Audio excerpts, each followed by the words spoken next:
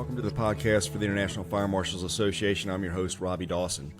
And it's July, so we're talking about preparations for Fire Prevention Week 2026. Joining me once again this year, and a repeat and regular guest on the IFMA podcast, my colleague and the Director of Public Education Division for the National Fire Protection Association, Kelly Ransdell. Welcome back, Kelly. Hey there. Is that called a repeat offender? Repeat offender. Let's call with repeat guest. How about that? Yes, We're not offending anybody here. At least that's the goal. Well, before we jump into the 2026 Fire Prevention Week theme, since the last time we got to talk, there's been a couple of changes within the Public Education Division at NFPA. You want to chat about them a little bit and the new staff you've got working with you on the public education side of the shop? Yeah, we, through lots of work last year, we realized there was a real need to spend more time in the older adult space. We knew that older adults were dying at a disproportionate rate, and so as we looked at where we needed to put some resources and also what the demand in the field was, we decided that we should definitely do a more intentional dive into older adults. And so we actually had a reorg of the division, and we added an outreach position to focus primarily on steps to safety and how we grow that program, how we push that out to states and provinces. And so actually Carla Class joined our team at the beginning of this year. She came on in February, and she has hit the ground running, working with people to kind of set up these train-the-trainers. We've been working at kind of putting NFPA in the forefront of a lot of the national conferences that are going on, and so the National Council on Aging and Safe States. And so Carla is a great addition to our team, and we're so excited to see that work. Actually, the last 2 weeks she's been in New York doing a steps to safety, and then yesterday in New Mexico. So we have lots of places that from coast to coast are doing this work now.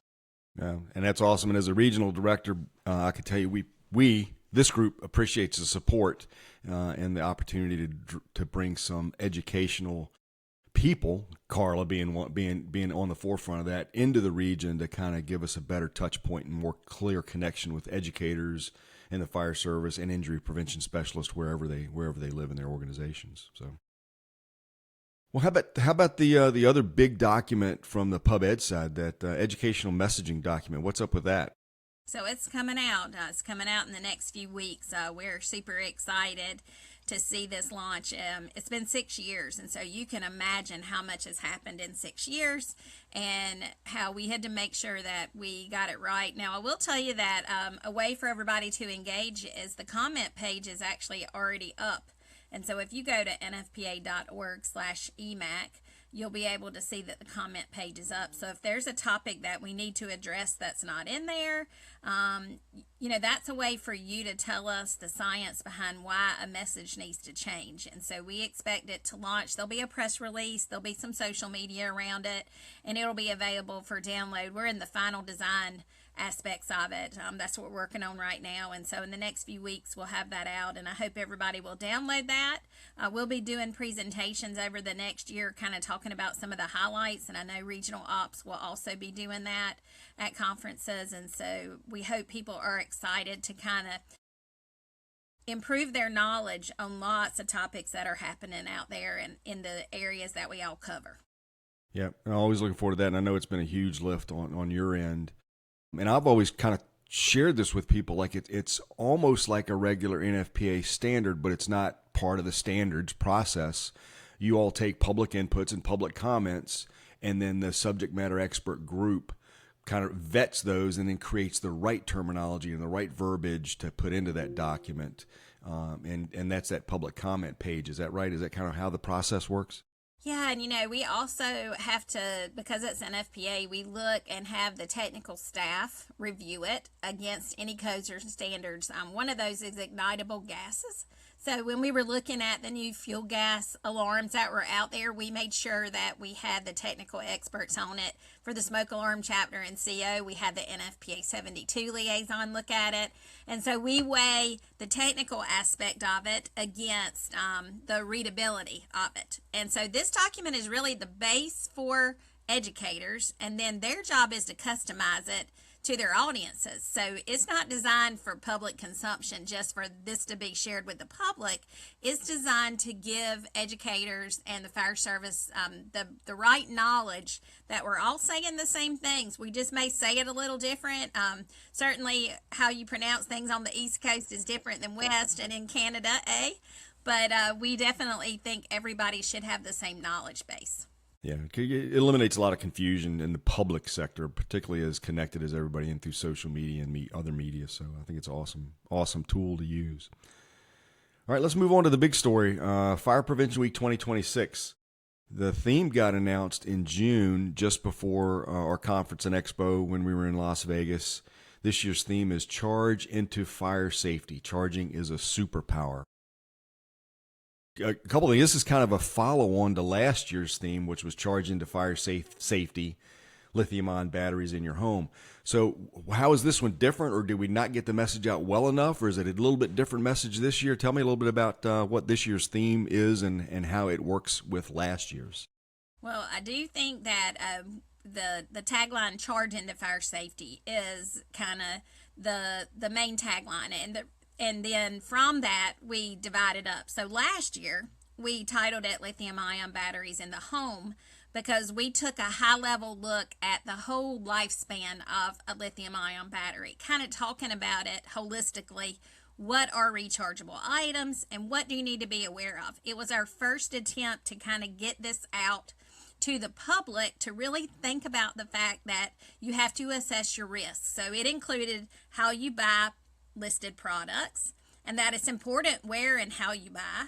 We also talked about how to charge these products, and then lastly we talked about how do you properly recycle them and turn them in at a place that can take them so that it keeps it out of the trash and also out of recycling bins. So we took the whole life view of it, and what we found through that campaign is that the public, we've barely scratched the surface. And that's what we were hearing from the field. Like, there is still so much education needed on this because we have so many of these products in our home. And the best way to kind of assess that is any bar/dinner table conversation. You can have this, like, how many rechargeable items are there just at this table? Whether it's a watch, whether it's ear pods, whether it's a phone, an iPad, the vacuum that's sitting on the charger, your toothbrush, your razor. Like, there are so many rechargeable items that the public had no idea that when you buy these items, they have to be cared for a certain way,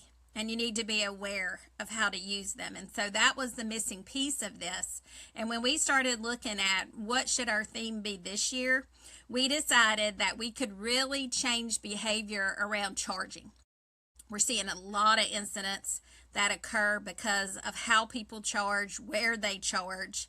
And so we decided to give a really specific message around safe charging and how to do that. And we did that with Sparky becoming a superhero.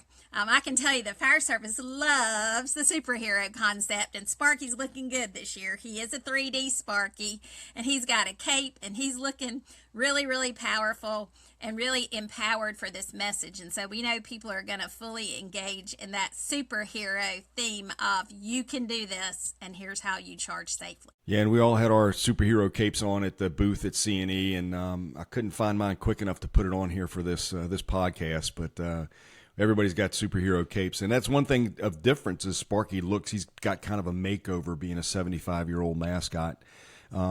So that's a little bit different in the visuals.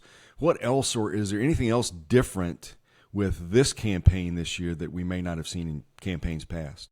Well, I mean, last year we actually made a 3D Sparky. So you would have noticed last year that the details on Sparky are very different. You can see the hairs on his face and his whiskers. He certainly is branded as he always is. You'll also see he's got a patch on his turnout gear. That was a new addition that NFPA was making sure people knew that Sparky was our mascot, and so he was added into that. And last year he did have that 3D look, and so this year we wanted to make sure he was strong looking. But even when we designed the artwork, we made sure that it was a cityscape that included houses and retail and high rises.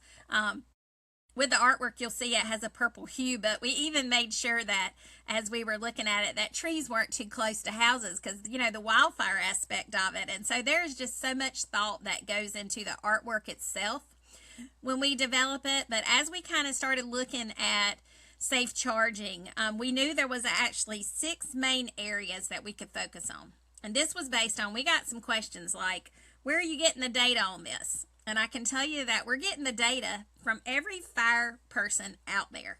And that is, we know with the changes and how IFMA has gone away and Nearest is coming on board, that people may not have access to all the data sets nationally.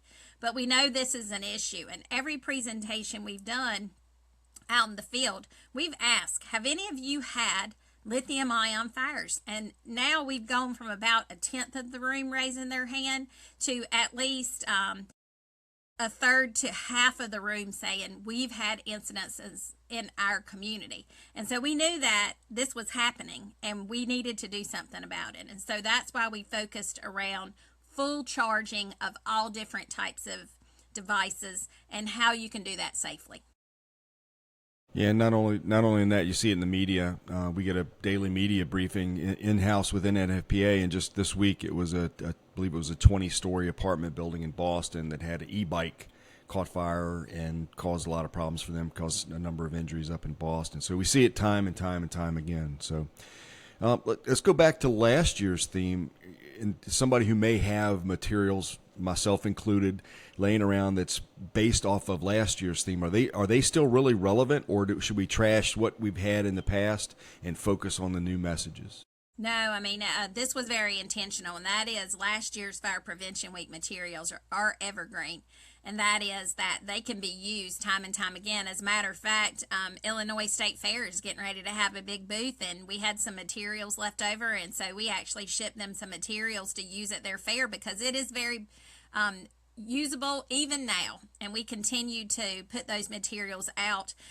We are focusing around charging, and that was one of the messages last year, and so you'll see that as a modified and more in-depth within that charging space. But yes, we want people to continue to use those materials. If you want to order some of those brochures or bags that include the lithium-ion batteries in the home message, you can certainly do that. But we also hope they'll use this year's campaign to kind of really drill down for all ages on how to properly charge. Yeah, and I agree. That is very. There's nothing dated in it. That's something you all from public education went away from several years ago, was putting the Fire Prevention Week dates on banners and materials so that it becomes more evergreen and you can use it as long as you need to. So let's talk just briefly about how an end user might be able to take that information and customize it. Is there any customization folks can make to Fire Prevention Week materials that they either have purchased through the website or use some of the free materials that are downloadable on the FPW website? Well, certainly an easy way for people to engage in their community is to order a Fire Prevention Week kit. We offer free materials all year. We do this work out there, and so we hope people choose to buy an FPW kit so that all across the country during the week of Fire Prevention Week, and in some places they extend it beyond there, everybody has the same message for the public. We'll be doing that virtually through our social media cards. With our national partners, we're doing something called FPW Supporter Program, where all the national organizations are going to be sharing the same message during Fire Prevention Week. That kind of moves the needle more. But I will tell you that that's a great way to provide outreach from kids all the way to adults, is to buy an FPW kit. And we did change them a little bit, and so this is a great time to talk about that. And that is, we now call them FPW small, medium, and large. And the reason is we had this funny, I asked a lot of questions, and I said, why do we call it FPW 100 when there's 616 items in it? And they said, just like you always say, the firefighter salute, they put their hands up. They're like, I don't know, we just always did that. And I said, well, let's not. Let's call it something different. So actually, a Fire Prevention Week small has 616 items, a medium has 1,500 and some items, and a large has 3,000 and some items. And we changed it up based on what people were asking for. That is, they said, Kelly, why are we getting like 60 posters? I don't need 60 posters. I need more banners. So we put more banners in the kits this year. And so now in a small you get one, in a medium you get two, and just like with a supersized fry, in a large you get three. And we did that so that it would make it easier for people to use the kits for larger audiences. We also did away with our magnets. And that is because most people do not have magnetic refrigerators anymore. Some people do, maybe in their garage, or they've got them sticking around like me, but the reality is magnets are not something that many people have. And so we changed that too, and we changed it to pencils. And we did that so that you could actually put those out. Pencils are something that people use all the time. Kids use them. You can provide those. And so we have changed the kits up, and we hope people use it. And then online at fpw.org, we have a whole digital toolkit that you can download. It includes our photo frame, which I've got one laying around here. They're beautiful. I had them printed locally. And we'll be, doing selfies with those all around the country. But we have that photo frame. We have an email tag that you can use. We have social media cards, and you can actually co-brand with us on those social media cards and add your logos on them.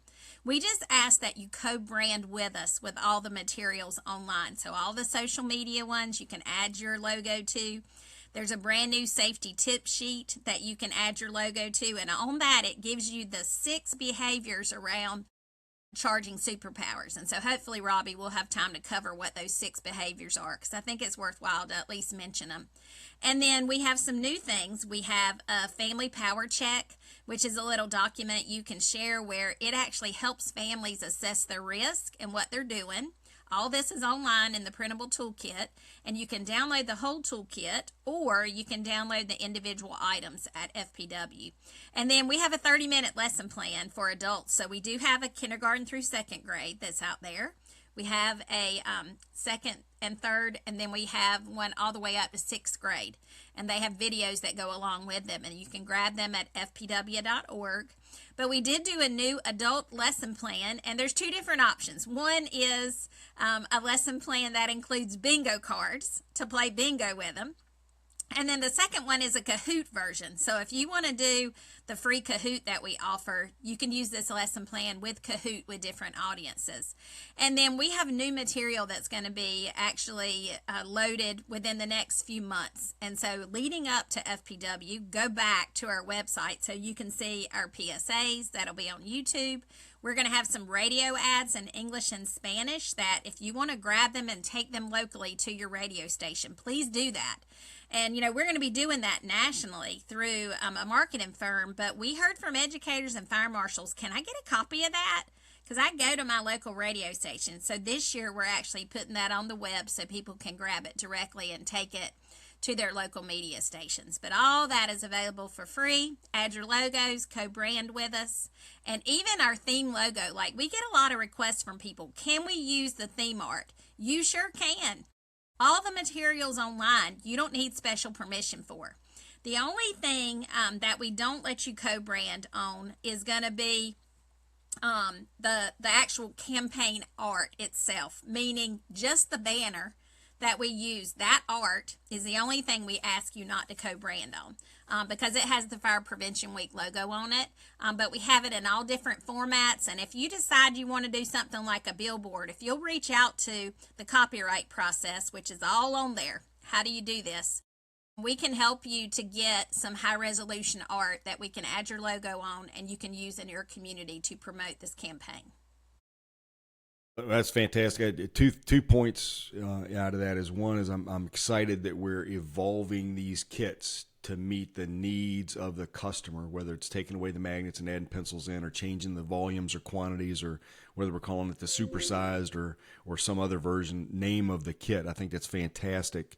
And we can touch on those 6 safety tips or superpowers really quick if you want to, but I don't want to tread on what you guys have coming out with a webinar coming out in a couple of months. So go ahead and hit those 6 safety tips real quick, and then we'll kind of tease that webinar coming up.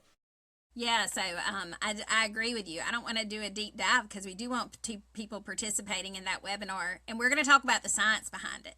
And that is, why are these topics, why did we pick the messages we did, and why does it matter? We don't just pull those out of the sky. we look at things that really matter. So we talk about the type of charger you have, whether it's the charging cord or also the block that you're using. You know, why does that matter? We're going to talk about where you charge, and that is a soft surface versus a hard surface. We're going to talk about not leaving things on the charger, so fully charged, making sure you take that out. And then this campaign will talk about higher voltage batteries. And so that is for power tools and e-bikes and scooters and larger items, how you charge them outside versus in the home, because we're seeing a lot of e-bike and e-scooter fires where people have these inside. We're going to talk about when you fly, how you charge and why that matters, and we'll talk about what items we see the most incidents with. And then lastly, we'll talk about what do you do if you have a battery that feels hot. Does it matter when the phone gets or something you're charging gets hot, and why it's important that you monitor devices. And so all of that will be part of this Charging Superpower webinar that we do on August 13th. Yeah, and all of that's on the landing page, fpw.org. Just kind of scrolled through them just as you were talking earlier and said, well, they're right there. It's kind of very, very soundbitey. There's just a phrase, cheap charger, don't chance it, and talking about how you charge that. And all of those kind of phrases go with all those 6 safety tips. So more to come on that for sure through the webinar. So about that webinar, how can people sign up, register for it, and what's the cost? So it is a free webinar. We love that we offer free webinars. You can go online to fpw.org, and directly off that website, you'll see register here. There's also some social media posts that are available through Sparky the Fire Dog, where we've been sending this out. And so we hope people will sign up and learn about the science. We do have some electrical folks that are going to be there for the webinar. And so we have the Electrical Safety Foundation International, which you may not know about, but that's a cool agency that works in this space and kind of was one of the frontier organizations that created materials around lithium-ion batteries. Like, that's where we were using a lot of our stuff in the beginning from them. And then we also have one of our electrical specialists here at our tech lead on electrical that's going to talk about the science of all this, because we feel like the fire service wants to know, why does this matter and how does it work? I'm a little bit of a geek about that, because I'm like, oh, we should show people, like, what is a separator? Why does that matter? And how this works different than a traditional battery. And so all of that will be addressed. It is free. Register online at fpw.org.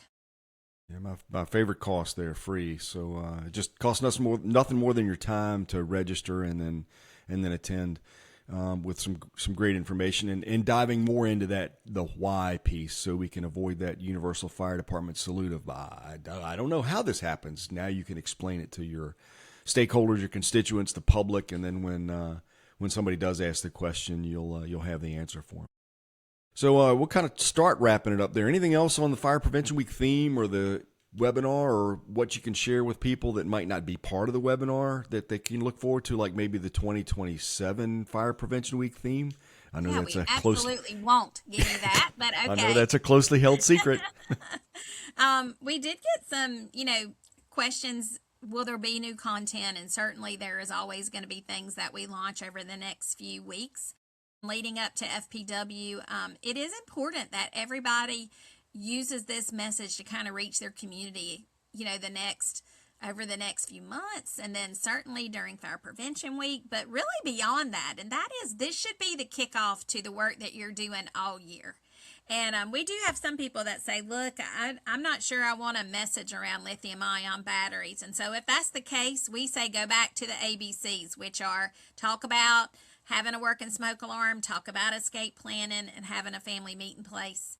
Those certainly are fundamental things that we want you to look at. But this message can be applied from little kids who are really native users of technology. They're using this stuff for gaming and other things, all the way up to older adults. And that is, older adults have these devices in their home. They have no clue, in many cases, that rechargeable items have risk.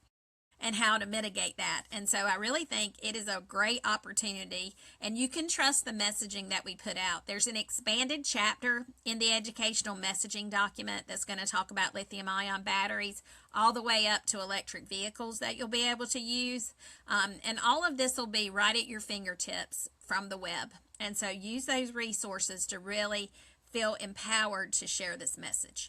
Yeah, and I agree. Let's get that younger generation doing it right now, properly now, rather, I should say. And the older they get, they'll teach their offspring and their siblings, and everybody will have a safer world once we get through this. So thank you for that.